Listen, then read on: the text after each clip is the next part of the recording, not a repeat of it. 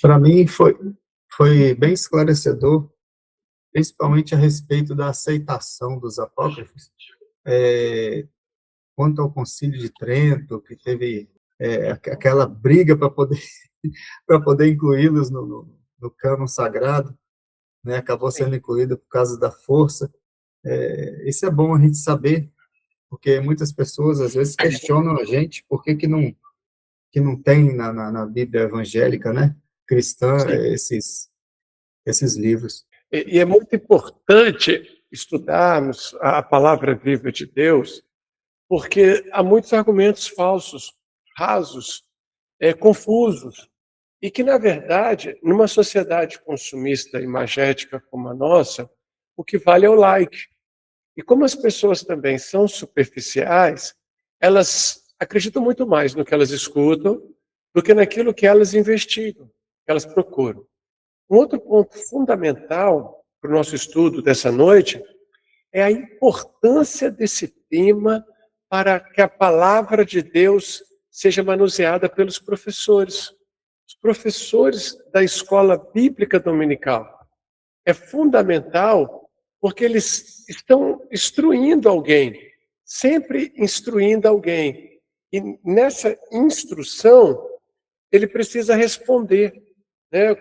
O que você sabe, o que você viu, e nisso que ele vai respondendo, as pessoas vão se aproximando da palavra de Deus, vão se aproximando das escrituras sagradas. Por exemplo, toda a nossa aula, espero, iluminada pelo Espírito Santo, ela está focando como discernir entre apócrifos e textos inspirados.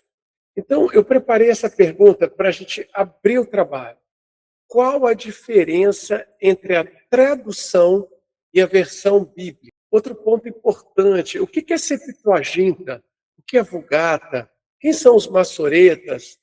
Tudo isso é fundamental para você entender os apócrifos. Por que eles não estão ali?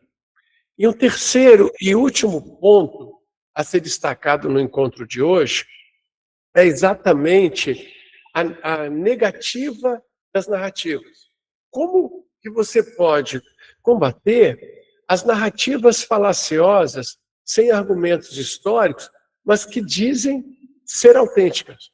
Então, nós vamos tentar seguir esse caminho durante nosso encontro. E os irmãos podem nos interromper a todo tempo. Qual a diferença entre a tradução e a versão bíblica?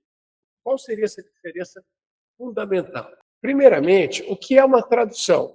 Tradução é o processo primário para verter o texto das línguas originais para o idioma moderno. Então, 1 Pedro 3,15. Abra sua Bíblia, por favor. Tenha aberto aí a sua Bíblia e o seu livro. Então, 1 Pedro, capítulo 3, versículo 15. Um dos irmãos pode ler para nós? 1 Pedro 3,15. 1 Pedro 3,15. Sim. Antes reverenciai a Cristo como o Senhor em vosso coração, estando sempre preparado para responder a qualquer pessoa que vos questionar qual é a esperança que há em vós. Aleluia. Estando sempre preparados para responder a qualquer um que indagar qual é a esperança que há em vós. Então, a tradução é quando o texto no hebraico, no aramaico e no grego vai para outro idioma. Então, o tradutor trabalha diretamente com os manuscritos originais ou edições críticas. Qual a diferença? Manuscrito original é impossível. Porém, quando você tem vários fragmentos, por exemplo, o Novo Testamento tem mais de 4.000 manuscritos, o Antigo Testamento tem mais de 5.000. Quando você tem esses manuscritos incompletos, comparados em referência, você pode claramente encontrar outro sentido. Então, um manuscrito confirma a utilidade daquele verbo no sentido apontado pelo outro. Essa rede temática de trechos confirmados, validados por outras cópias, formam uma edição crítica. Então, qual a diferença de manuscrito original para a edição crítica. A edição crítica é um compilado de pesquisa dos manuscritos mais próximos aos originais. Nesse caso aí, o Nestlé Aland para o Novo Testamento e outras para o Antigo. Envolve escolhas gramaticais e semânticas complexas. O tradutor decide se seguirá uma linha de equivalência ou uma equivalência dinâmica. Nós sempre preferimos a linha de equivalência, a equivalência formal, palavra por palavra, do que pensamento por pensamento, porque o pensamento já é uma leitura, e isso não é interessante. Quando uma equipe de estudiosos pega o grego de 2 Pedro 1,21 e decide como verter o termo feromenoi para o português, pela primeira vez naquela obra. Então, qual é o sentido de feromenoi? Aí você vai ter que escolher se você vai seguir a palavra ou se você vai seguir o pensamento. Na equivalência formal, equivale à palavra. O feromenoi, inspirado por Deus. Não um pensamento de Pedro estava inspirado naquele momento, mas o texto original aponta para que as palavras sejam inspiradas. E nesse sentido, eu tenho que diferenciar tradução bíblica do texto original bíblico. Nós não possuímos o texto original. Nós possuímos a tradução para o português, ou a tradução para o inglês, ou a tradução para o alemão. Versão bíblica. A versão é, tecnicamente, uma subcategoria da tradução. Ela não parte do zero, mas de uma base textual já existente. Então, você tem a tradução Almeida Revista e Corrigida, Almeida Revista e Atualizada, Almeida Século XXI, Nova Versão Internacional. Ou seja, eu tenho primeiro a tradução. E essa tradução, ela pode ter versões. Por quê? O objetivo costuma ser a atualização da linguagem. Eu, por exemplo, no século XIX, tenho o termo vós mercê. E na linguagem mais próxima, eu tenho vocês. A correção de termos que mudaram de significado com o tempo, ou adaptação específica para um público, porque se nós estamos traduzindo a palavra para uma tribo que não conhece a cor branca de uma lã, imagine uma tribo que mora numa ilha, onde você não tem ovelhas. Como explicar para ele que os nossos pecados deixarão de ser negros ou vermelhos rubros para se tornarem brancos como a lã? Ele não conhece a ovelha, ele não sabe o que é lã. Então eu posso ter ali uma versão que diz que os nossos pecados se tornarão brancos como coco por dentro. E isso é um exemplo real. Certo missionário, ao entregar a palavra de Deus para uma tribo na região do Pacífico, percebeu que na ilha não havia ovelhas. Portanto, eles não poderiam conseguir entender o que é mais alvos do que a branca lã. Porém, é uma ilha repleta de muitos cocos, muitos pés de cocos, os coqueiros. E então ele traduziu dizendo, serão mais brancos do que o coco por dentro. Entendemos a diferença? Tradução para versão. A tradução é quando você verte da língua original para uma língua secundária. Versão é quando a tradução é adaptada para um sistema linguístico mais atualizado. Todas as duas exigem um cuidado fundamental, não se afastar das edições críticas. Quem seriam os maçoretas? Muito importante entender. Os maçoretas é o que nós denominamos heróis da preservação do Antigo Testamento. Eram escribas e estudiosos judeus que trabalhavam entre os séculos 6 e 10, depois de Cristo. Principalmente na cidade de Tiberíades. E o nome, palavra hebraica, Massorá, significa tradição, transmissão.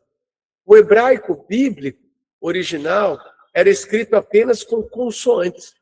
Imagine ler em português um texto assim, DSB-N cedilha. Como você entender? Tanto poderia ser Deus abençoe, como poderia ser dias bons. O sentido dependeria da tradição oral ou do pensamento, da subjetividade de quem lê. O que os maçoretas fazem? Eles criam um sistema de pontos e traços, chamados de nequidot, colocados acima, dentro ou abaixo das consoantes, para indicar a vogal. Isso congelou a pronúncia, o significado do texto, impedindo que a interpretação se perdesse de acordo com a cultura. Então, Massorá era o ato de preservar, identificar o texto hebraico através de pontuação, de traços, indicando se aquela vogal seria próximo ao A, E, I, O, U. Agora, o ponto mais importante para mim dos massoretas é exatamente a forma como eles se apegam à tradição, como eles se apegam à forma de traduzir e até mesmo a forma de copiar. Obcecados pela precisão, eles garantiam que nenhuma letra fosse alterada pelos copistas. Eles criaram um sistema de estatística nas margens dos manuscritos. Olha como eles eram cuidadosos. Vê se não tem a mão poderosa de Deus nisso. Eles contavam quantas letras havia naquela página do original. A cópia deveria ter o mesmo número, mas não parava aí. Identificavam qual era a letra central e a palavra central do livro e também do texto. A cópia tinha que ter a letra no mesmo lugar. E a palavra central, idem. Registravam quantas vezes cada palavra aparecia no original. Na cópia também deveria aparecer o mesmo número de cada palavra. Irmãos, essas pessoas entendiam seu objetivo da vida delas, produzir cópias fidelíssimas ao original. Imagina você ter que informar quantas vezes cada palavra surgiu no original. Depois alguém conferir, ou você mesmo, se o número é exato na cópia. E havia mais. Eles queimavam, rasgavam qualquer cópia onde o texto não fosse fiel ao original. Na hora de escrever o nome de Deus, muitas vezes se tomavam banho, trocava roupa, pegava-se uma pena exclusiva para escrever o nome de Yahvé. Faziam-no, guardavam-na e prosseguiam. Então, se um copista terminasse uma página e a contagem das letras não batesse com os dados dos massoretas, a página era descartada e queimada. Então, o texto massorético é base para quase todas as traduções do Antigo Testamento que nós temos em nossa estante. E o manuscrito mais famoso e completo é o Códice de Leningrado, está ali datado cerca do ano 1000. Para os irmãos terem ideia como é que o texto dos massoretos é extraordinário, muitos críticos diziam que o texto poderia ter sido alterado. Muitas pessoas acusavam os próprios massoretas de terem adulterado o texto.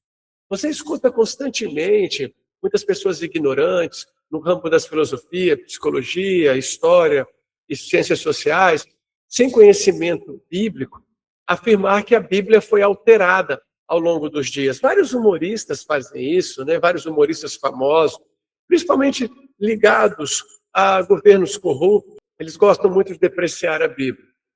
Mas observe uma coisa, alguém encontrou um texto de mais ou menos 2000 anos atrás.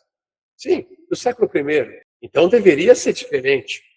Porque já que os massoretas alteraram tudo, então deveria estar muito diferente. Ao examinar o texto do profeta Isaías, encontrado no ano de 1947, 48, 49, imagine qual seria a precisão. 50%? 60%? 70%? 96% de precisão. Um texto do século I era atribuído século II.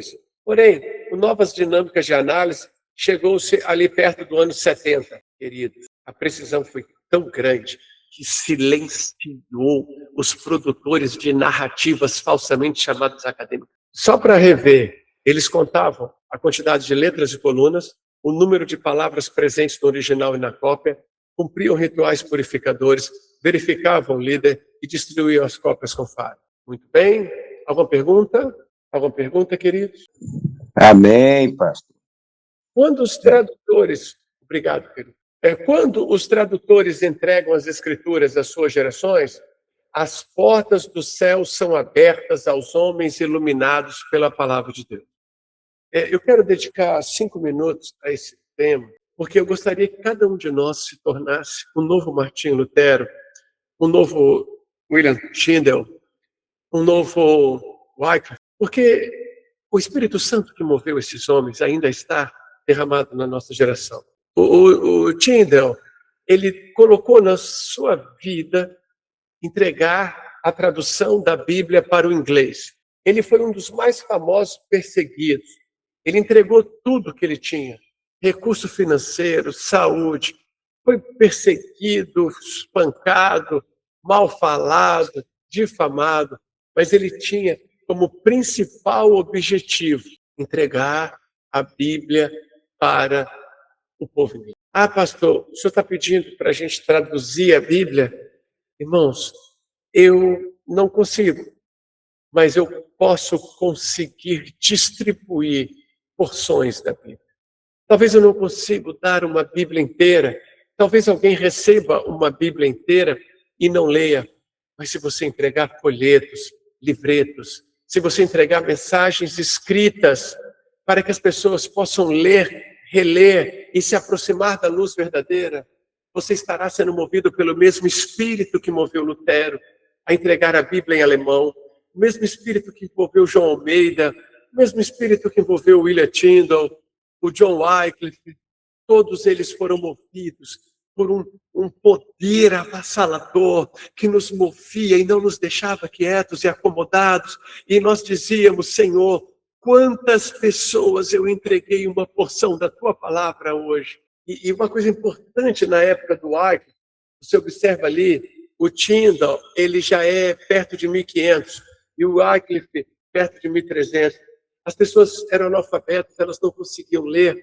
Então, muitos convertidos copiavam capítulos do Evangelho de João na mão, liam nas praças e as pessoas se reuniam para ouvir a palavra de Deus. Hoje, você não precisa mais ler. Hoje você pode compartilhar pelo celular, entregar nas ruas, dar a sua vida para ele. Sempre me fez refletir por que as pessoas compram carros caros e gastam dinheiro fácil quando é aquilo que eles gostam, mas para o espalhamento da palavra de Deus, eles estão sempre orando, estão sempre fazendo o mínimo possível. Se você fizer uma análise sincera de quanto você gastou com lazer, posse, patrimônio, e quanto você gastou com o espalhamento da palavra de Deus.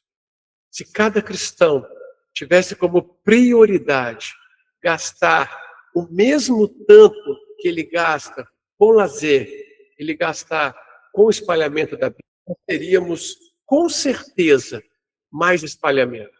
Eu não digo para você não gastar com lazer, eu digo para você gastar com espalhamento. Gaste com lazer e gaste com espalhamento. Use carros talvez mais baratos, vista roupas talvez mais gastas, mas faça como prioridade da sua vida espalhar a palavra de Deus. O John Hus é fantástico, porque o Lutero, ele vem 100 anos depois do John Hus, mas movido pelo mesmo Espírito. O Jacques Lefebvre também, na França. Irmão, se a gente fosse falar de exemplos aqui, seriam centenas. E eu estou trazendo esse exemplo para te ajudar a entender que você é a Bíblia que as pessoas estão lendo no seu trabalho, você é a Bíblia que as pessoas estão lendo na sua escola, você é a Bíblia que as pessoas estão lendo na sua família. Portanto, espalhe a palavra de Deus. Pergunte ao Espírito Santo como fazer mais. Mas um compromisso que eu queria sair daqui hoje, a cada aluno, perguntar ao Espírito Santo: como eu posso fazer melhor o que eu estou fazendo para o teu reino? Como eu posso espalhar a palavra para todos?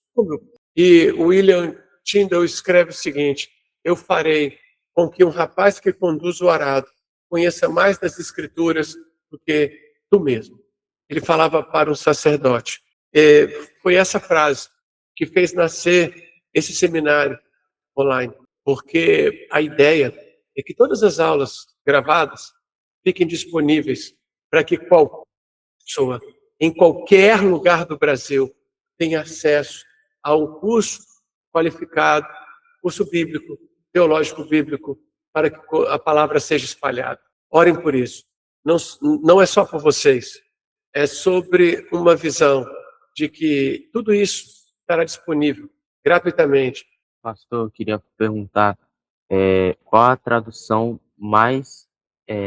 que mais se aproxima, sabe, da Bíblia mesmo, entendeu? Sem mudar, tipo assim, que nem você falou, né? Colocou o exemplo do coco, mais branco do que o coco. Qual a tradução que mais se aproxima da originalidade da Bíblia? Sim, hoje, Pedro, nós temos ótimas traduções. Porém, a tradução perfeita é algo que devemos refletir. Porque você vai fazer uma tradução perfeita para um idioma. Aquele idioma, ao longo dos séculos, ele também muda, ele também se aperfeiçoa. E aí você pode acompanhar uma versão. João 5,39 diz: examinai as Escrituras, porque vós cuidais ter nelas a vida eterna. Confere? Vós cuidais? Amém? Sim, amém. Alguém no Brasil, 210 milhões de habitantes, no século XXI, hoje, usa a palavra cuidais, cuidais. Qual é a mãe que vira para o filho e fala assim: vós cuidais comer pouco, isso vos trará grande enfermidade. Então, o próprio idioma, ele vai se aperfeiçoando. A palavra vós cuidais vai ser transformada por julgais, que vai ser transformada por vocês terão. E o sentido é o mesmo. Por que sabemos que o sentido é o mesmo? Porque existe milhares de manuscritos que mostram qual é o sentido crítico. Alterar, cuidais, por julgar ou ter no contexto adequado, não vai modificar a mensagem porque ela já está firme no texto crítico. O texto crítico é o compilado de milhares de manuscritos ou fragmentos que trazem a ideia mais próxima do original. Tudo bem? Sim. Então não haverá uma tradução perfeita. Apócrifo, do grego apócrifo, significa oculto ou escondido. São textos que, por diferentes razões históricas e teológicas, não foram incluídos no cânone oficial das Escrituras. Os apócrifos possuem algum valor religioso, moral ou histórico. Contudo, eles não têm autoridade. Eles são importantes para o conhecimento histórico, eles são importantes para a moral religiosa. São super importantes para você compreender o cenário, mas eles não são inspirados. E esses textos, frequentemente, abordam temas semelhantes aos encontrados nas Escrituras, porém, sem inspiração divina. Aí alguém me pergunta, né? A Rebeca sempre pergunta, por que ele é escondido? Por que ele é oculto? Porque eles não deveriam ser lidos à luz. A luz é publicidade. Eles não deveriam ser lidos para a igreja convertida e liberta. Eles não tinham autorização canônica. O que é uma autorização canônica? É uma lista de livros sagrados. Cânon quer dizer vara, regra, regra. Então esses livros não atendem às regras do sagrado. Olha que narrativa falsa. O Evangelho de Tomé foi retirado do Novo Testamento. Nunca entrou. Quando o Evangelho de Tomé foi escrito, o Novo Testamento está fechado. O livro de Enoque é um livro escondido, retirado do Antigo Testamento. Nunca entrou. Como é que você vai retirar uma coisa que nunca entrou? O livro é posterior. Então, os livros apócrifos, eles pertencem a uma temporalidade religiosa, Pastor, mas não sagrada. Pois não, obrigado. eles falam muito, eu já leio muito, vi muitos vídeos sobre o livro de Enoque, sobre muitas coisas que tem ali, historicamente, parece ser um livro muito rico, não é? Que fala sobre o manuseio de metais, ou seja, como a humanidade aprendeu a usar os metais, sobre os gigantes, sobre os Nephilims, fala sobre muita coisa. Aparentemente, é estranho um livro desse ser escrito sem ser inspirado por Deus há tanto tempo faz, com tanta fantasia na cabeça. O que o senhor pensa sobre isso? Muito obrigado pela pergunta. Muito obrigado. Primeiro, eles usavam o nome Moisés, Enoque, Noé, Abraão. Por quê, Salomão? Porque isso trazia público. Hoje, o que a internet é para você ganhar like, a escrita era para você ganhar também status. Não se esqueça que nós estamos falando de uma época que não há telefone, rádio, televisão, nenhuma tela. Então, tudo era escrito. Tudo era pergaminho. Qualquer coisa que você quisesse que te tornasse mais conhecido, você tinha que usar pergaminho. Por isso que eu fico admirado das pessoas acharem que o apóstolo Paulo escreveu uma carta para Tito. Escreveu 200, porque ele não tinha telefone. Ele precisava escrever as cartas. Para Timóteo, 250. Então, é triste você achar assim, Paulo escreveu 2 cartas para Coríntios, talvez 30. Por que ele escreveu? Porque ele tinha que escrever. Você só tinha esse meio, ou você viajava e iria lá. Se a pessoa está presa e o único meio que ela tem para se comunicar é escrita, e ela tem o tempo todo livre, vai escrever quantas cartas ela quiser por dia, para quem ela quiser. Se Paulo andou com Barnabé, é lógico que Paulo escreveu carta a Barnabé. Existe a carta de Paulo a Barnabé? Eu nunca vi, mas pode existir. Enfim, o que eu penso sobre isso? Eu penso que entre o ano 300 a.C. e 300 depois de Cristo, escreveram-se inúmeros livros. Mas eu vou usar uma palavra aqui exagerada, infinito.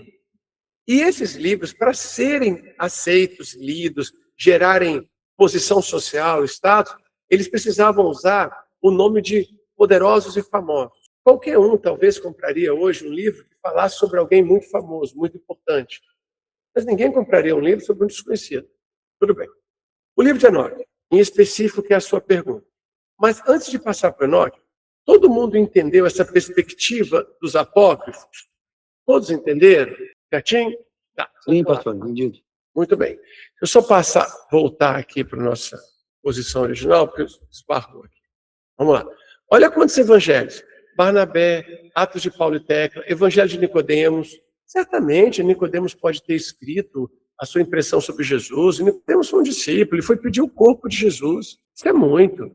Evangelho dos Ebionitas, Evangelho de Filipe, Tiago, Evangelho da infância de Tomé, Evangelho de Judas e muito mais, muito mais. Vamos falar do livro de Enoque. Vamos lá. O que é o livro de Enoque? É um livro apocalíptico. E dentro desse gênero, ele trata de visões lendárias. Por exemplo, Nefilins. Nefilins seriam anjos que desceram do céu, tiveram filha com os homens e ficaram gigantes.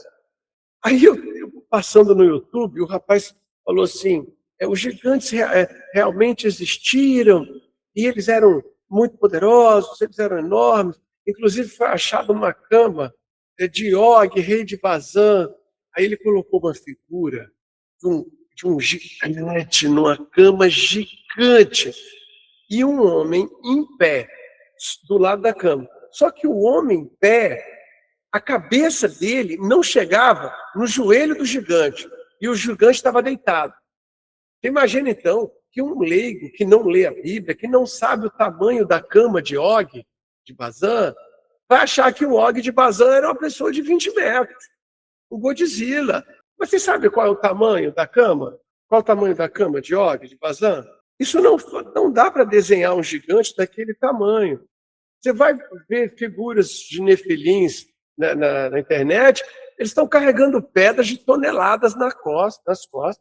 Então, não bate com o que a palavra fiel de Deus demonstra em nível de tamanho e mensura. E aí vem um detalhe. Sim, quantas pessoas estavam na arca?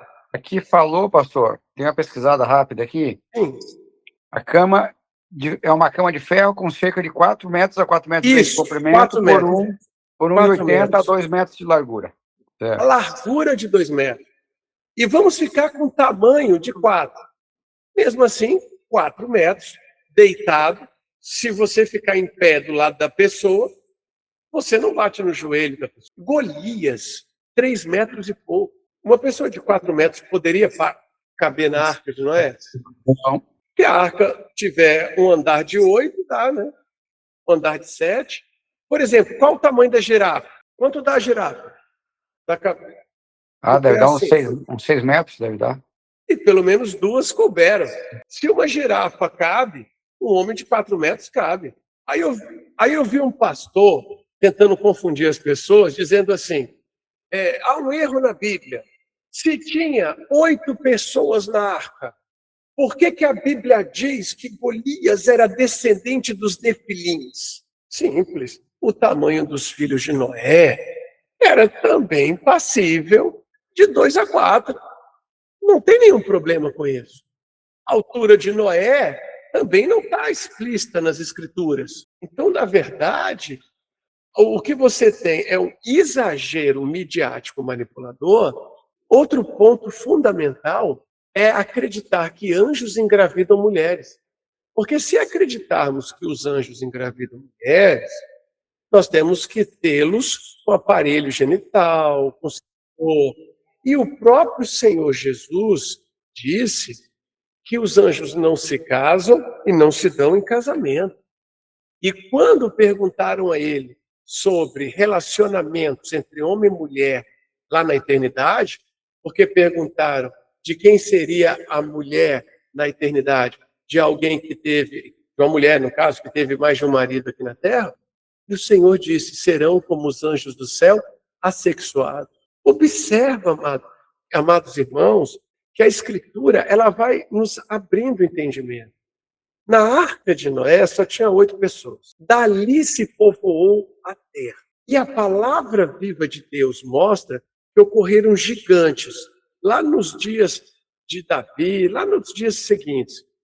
Portanto, é seguro que essa altura de pessoas decorre muito mais da própria genética, decorre muito mais da própria construção genética pós-Éden do que de supostos seres angelicais que engravidam. O que não se pode esquecer, engravidam mulheres, né? O que não se pode esquecer também é que espíritos caídos têm perversão sexual.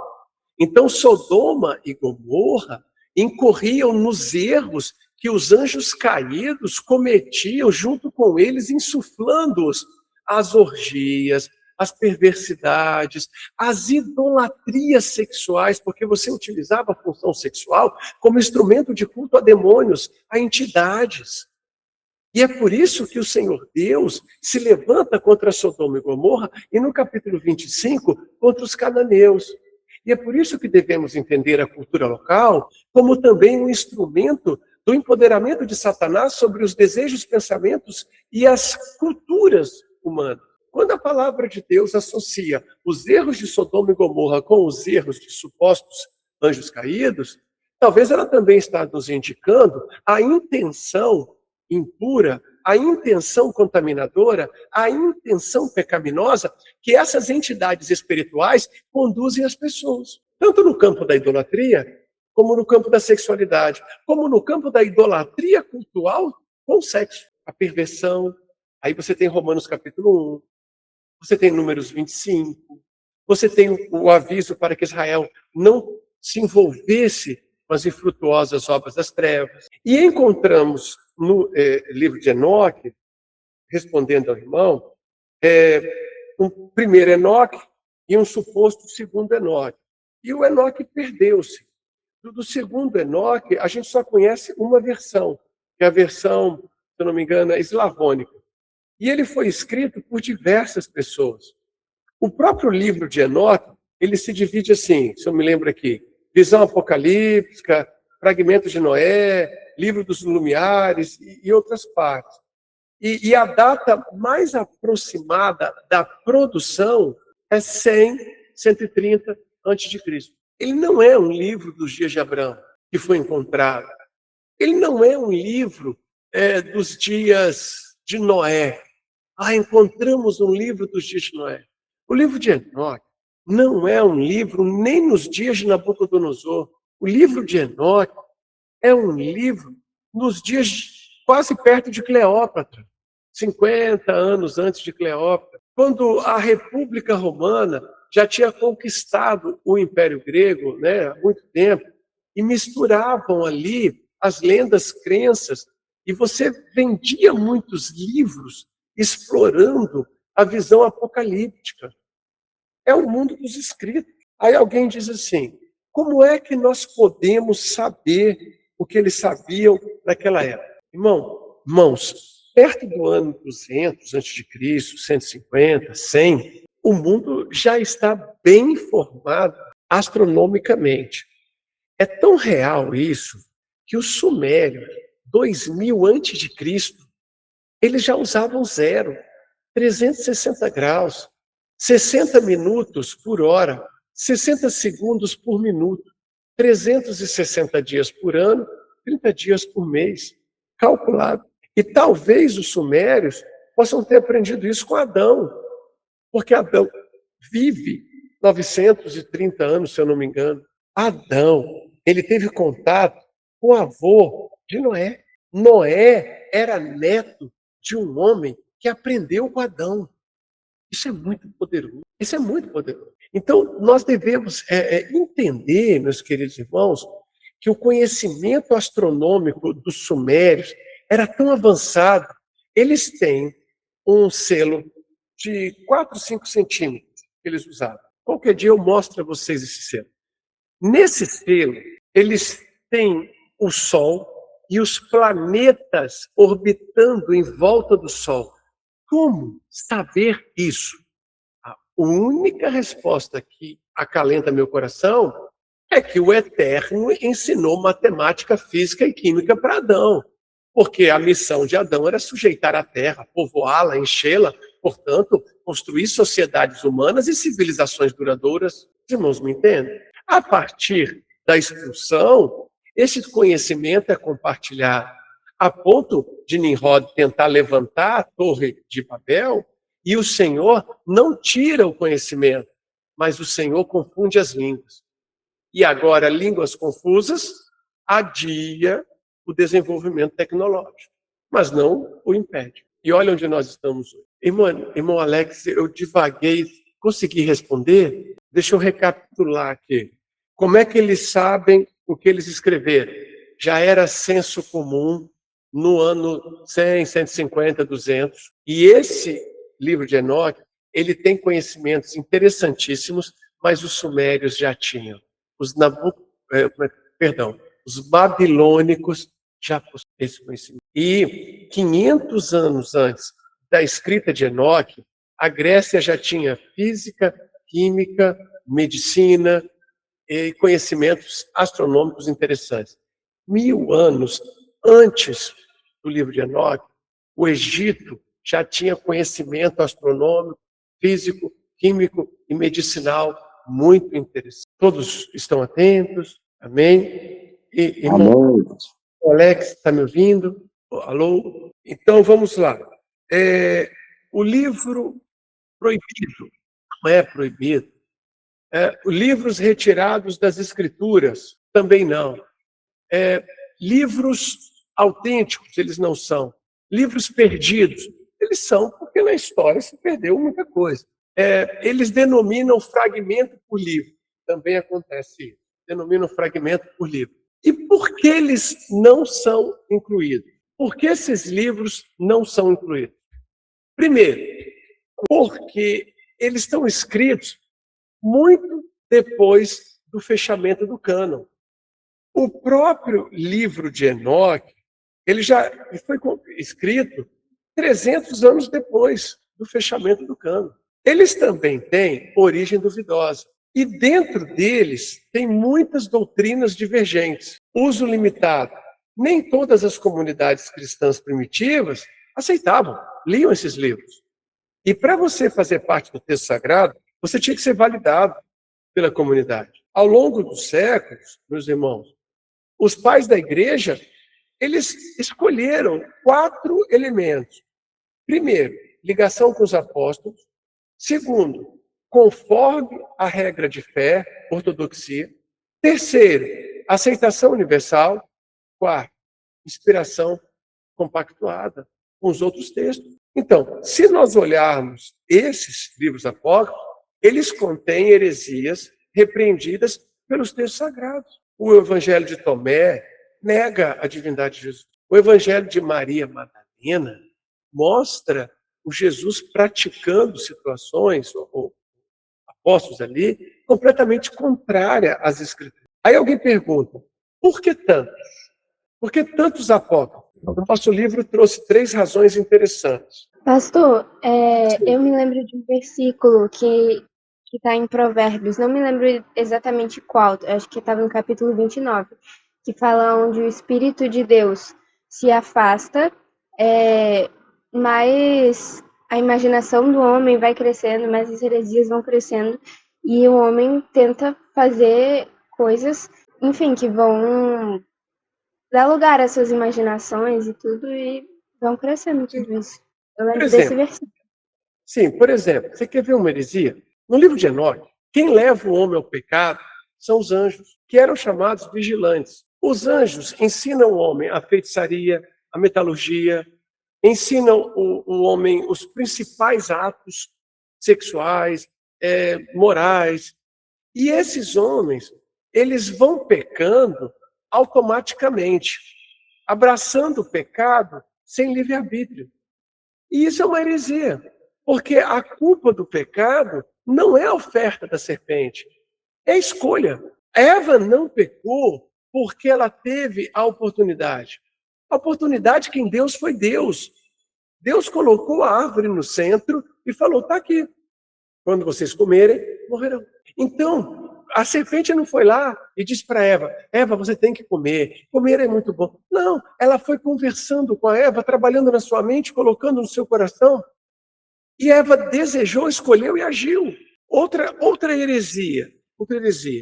Enquanto que para nós, nefilins tem um contexto diferente, no livro de Enoque são gigantes monstruosos. E o próprio livro de Enoque sugere centenas de metros de altura. Não caberiam na arca. Só 8 pessoas escaparam para povoar a terra. Somente 8. Aí você pega Hollywood, a serviço de todas as trevas, todos os enganos, e faz um filme chamado Noá, aonde os gigantes estão lá ajudando a construir a arca. Olha como que a mentira se transforma em verdade através da inteligência artificial. E tem muito mais. Agora, para mim, uma das piores heresias do livro de Enoque é a figura messiânica. Por quê? Porque no final de uma sessão chamada Livro das Parábolas, o texto parece sugerir que Enoque é o filho do homem, que o próprio Enoque é o filho do homem. Então isso é uma heresia, porque Jesus Cristo é o filho do homem. Ah, mas tem astronomia e geografia fantástica.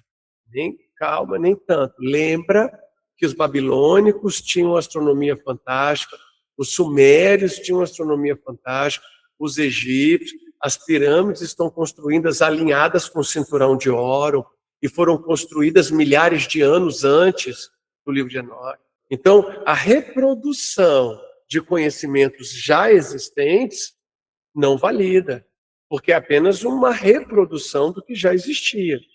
Né?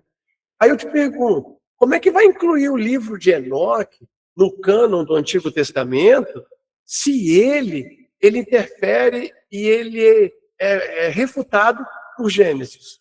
Gênesis o refuta o tempo todo. Todos me ouvem? Sim, Maria Alice. Paz.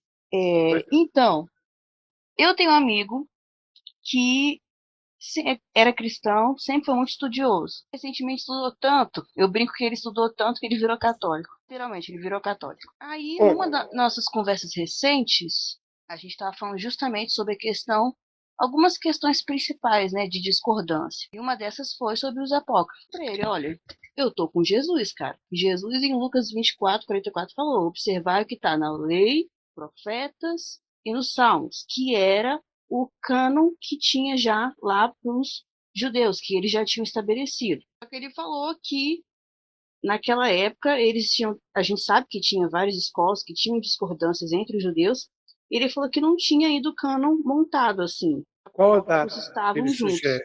Qual a data disso? O cânon hebraico estava montado já em 300. Como é que nós sabemos que estava montado em 300? Porque nós temos a lista dos 39. Os maçoretas já compilaram a lista. Quando eles compilaram a lista, então já tem o cânon fechado. Foi antes de Jesus, no caso? Porque ficou batendo na tecla que não, antes de Jesus não tinha nenhum cânon formado ainda, que os judeus assim, discordavam muito entre si, montado. Só depois de Jesus que montaram e que os apócrifos estavam junto no cânon montado. Então, embasamentos que já tinha, será que não? Né? Bom, um ponto ele está correto. O que ele está correto? A discordância. A discordância, certo? Você se lembra que Jesus ele fala sobre a lei, os profetas e os escritos? Então, ali ele está entregando um cânon, né? Ele está colocando isso. Saduceus e fariseus já disputavam. Um outro ponto interessante é que você tem uma Bíblia hebraica usada por um conjunto e os apócrifos de cada teoria. Porque os apócrifos é o complemento histórico de alto valor moral. Não serve para inspiração, porque ele entrega heresias, ele entrega pontos contraditórios ao texto sagrado. Mas ele serve muito para a história e para a moral. Então, os judeus, quando eles selecionam alguns livros, por exemplo, 1º e 2º Macabeus, Tobias, Judite, complemento de Esther, complemento de Daniel. Então, quando os judeus, eles separam alguns livros com nome de excelência ao lado dos sagrados, ele já está também confirmando o cânon. Porque ele diz assim, olha, eu tenho esses 39, que são sagrados, eu tenho a Torá, sagrada, sem discussão, e eu tenho esses aqui, que são ótimos, para o valor moral e para o valor histórico. Concorda que só essa seleção entre os sagrados e os ótimos já é uma confirmação de que existe uma lista sagrada? Fui batendo nessa tecla aí, né? Muito bem. Agora, o grande problema dele, ao virar católico, e aí eu falo para você com todo carinho, porque a apostasia dos últimos tempos, ela se revela, e ele seguramente, talvez não teve um encontro com o Senhor Jesus, ou o abandonou, é o Concílio de Trento. Porque o Concílio de Trento está repleto de abominações, de escândalos. E por que o Concílio de Trento captura 7 livros e adiciona, reconhece como deuterocanônicos, quer dizer, canônicos tardios ou canônicos complementares? Porque quer refutar Lutero. Lutero usa os 66 livros que Jesus ensinou e ele diz, Igreja Católica, você está desviada da verdade. Sola Escritura, soli Deo Glória, soli Gratia. Então, volta para a Escritura. A Igreja Católica, ao invés de se arrepender e retornar ao primeiro amor, ela vai nos apócrifos e reivindica suas crenças. Purgatório, ascensão de Maria, Maria como mãe de Deus, como mediadora. Isso vem nos apócrifos. Então, os apócrifos, eles vão transmitindo estas heresias. E eles não são poucos. Por exemplo, voltando ao argumento do seu colega, existiam várias correntes e muitos apócrifos. Sim. Por quê? Por causa desses 4 pontos que estão na nossa tela. Assim que o profeta Malaquias entrega a última profecia, entre Malaquias, capítulo 3, e Mateus, capítulo 3, eu tenho 400 anos. Nesses 400 anos, eu tenho espalhamentos, no plural.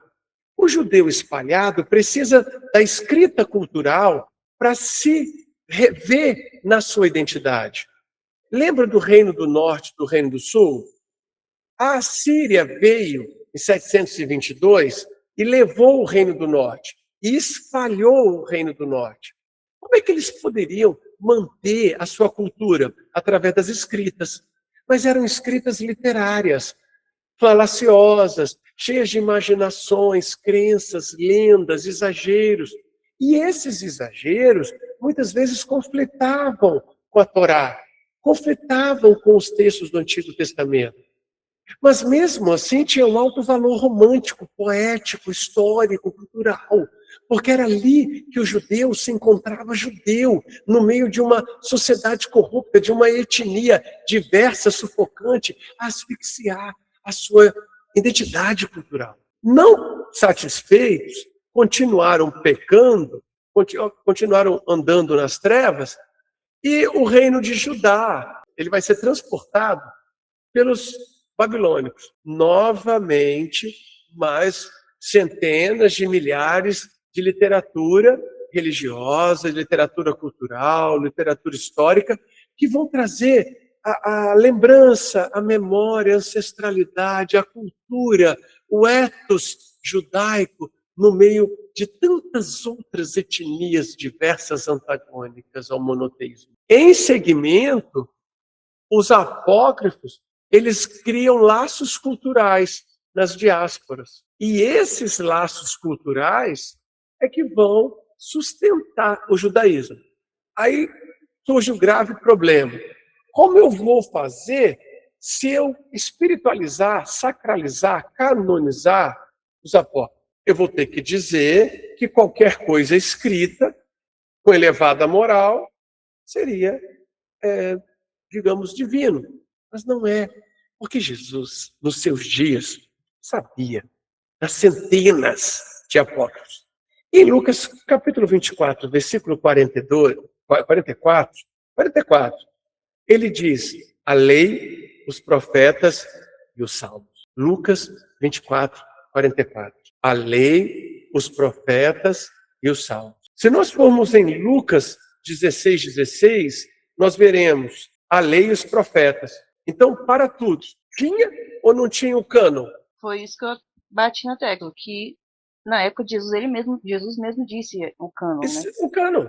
Ele citou o cânon. A Torá, ela já estava sacralizada, canonizada, mais ou menos no ano 600 a.C.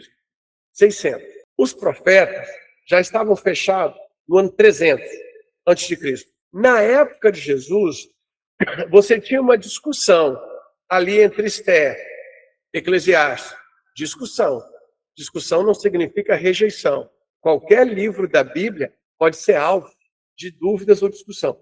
Então, com certeza, nos dias de Jesus, o cânon hebraico, o Tanakh, ele já é validado nos seus 24 livros. Os 24 livros significam os nossos 39. Um dos irmãos poderia orar, por gentileza? Senhor Jesus, Amém. te adorando, ó Deus, por essa aula maravilhosa, ó Deus, pela tua presença através das palavras, através do ensino. É maravilhoso, Deus, aprender da tua palavra cada vez mais. Abra nossa mente, abre nossos olhos espirituais, abre nosso entendimento, ó Deus, que possamos te conhecer mais a cada dia, Pai, em nome de Jesus, para transmitir, promover, espalhar a tua palavra fiel e verdadeira como ela é. Em nome de Jesus, amém.